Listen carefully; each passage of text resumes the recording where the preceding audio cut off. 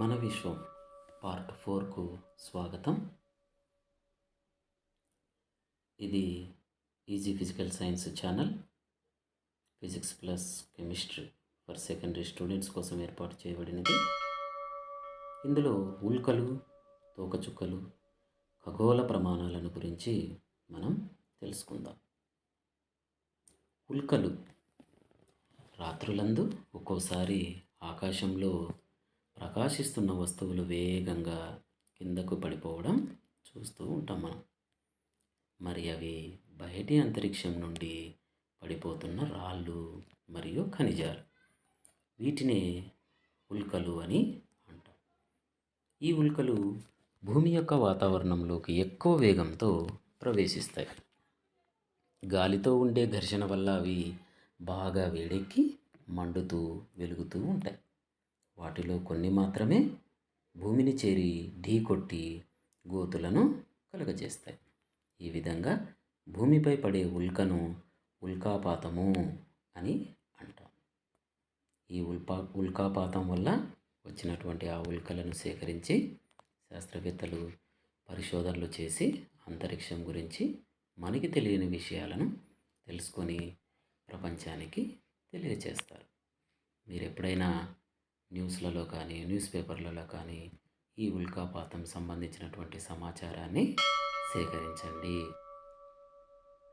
మరియు ఈ ఉల్కలకు సంబంధించిన అంశాలను మీ పేరెంట్స్తో చర్చించండి. తదుపరి తోకచుక్కలు.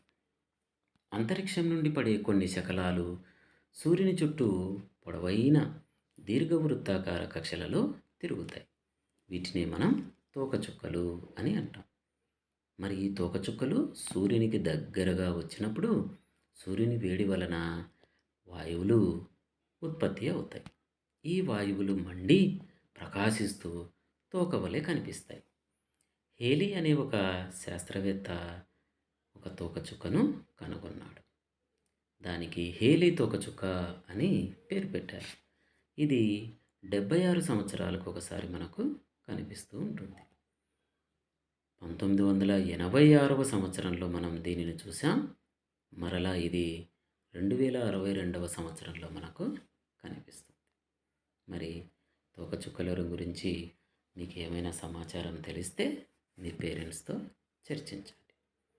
ఈ తోకచుక్కలు అనేటువంటివి సూర్యుని చుట్టూ తిరుగుతూ ఉంటాయని మనకు అర్థం అవుతా ఉంది. ఇక్కడ హేలీ తోకచుక్కను ఒకసారి గమనించండి. ఈ పటాన్ని మీరు గీయడానికి ప్రయత్నం చేయండి. తోకచుక్క అనేటువంటిది మనం గమనించినట్లయితే వాయువులతో కప్పబడినటువంటి ఇవి చిన్న చిన్న ఘన పదార్థాలు. కానీ తోక భాగంలో మాత్రం వాయువులు ఉంటాయి. అవి మాత్రమే మండి మనకు తోకలాగా కనపడతాయి అని తెలుస్తూ ఉంది. మరి సూర్యుని చుట్టూ తిరుగుతున్న హేలీ తోకచుక్క ఎంత అందంగా ఉందో చూడండి, గమనించండి. ఈ పటాన్ని గీయడానికి ప్రయత్నం చేయండి. షూమేకర్ మరియు లేవీ అనే ఇద్దరు ఖగోళ శాస్త్రజ్ఞులు మరొక తోకచుక్కను గుర్తించి దానికి షూమేకర్ లేవీ అని పేరు పెట్టారు. అది జూలై 1994లో మన సౌర కుటుంబంలో అతిపెద్ద గ్రహం ఏది అంటే బృహస్పతి గ్రహం. దానిని వెళ్ళి ఢీకొట్టింది.